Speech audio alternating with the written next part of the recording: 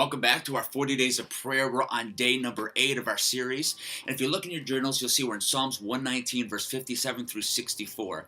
Now, as I'm reading and doing my reflection time today, I honestly keep laughing at verse number 59 and 60. Now, it may not seem humorous to you, but this just kind of catches me funny because the psalmist, it seems like he's having these ponderings, these thoughts, and he stops himself and goes into a different direction. He says, I pondered the direction of my life, and I turned to follow your ways. I will hurry without delay to obey your commands. I love it. I pondered the direction of my life. I was thinking about where I was going, where I was headed, and it's almost like he stops himself and has this urgency that he needs to get back to the ways, the purposes, the direction of God. And this goes along with so much of what Scripture says. In fact, Paul wrote these words, that God will do immeasurably more than we ask or imagine.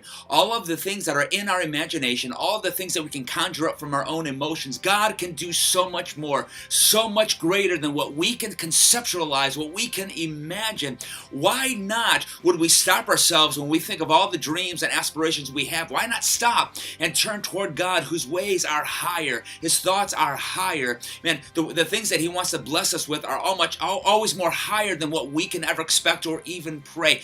God's ways are always the best ways. So why not today, in your reflection to God, why not take your life, take your marriage, take your family, and lay that at the feet of God and say, God, I've got all these dreams, all these aspirations, all this direction that I would like to take, but God, I submit and I humble these things to you and ask you, God, to do immeasurably more than I could ever do on my own power.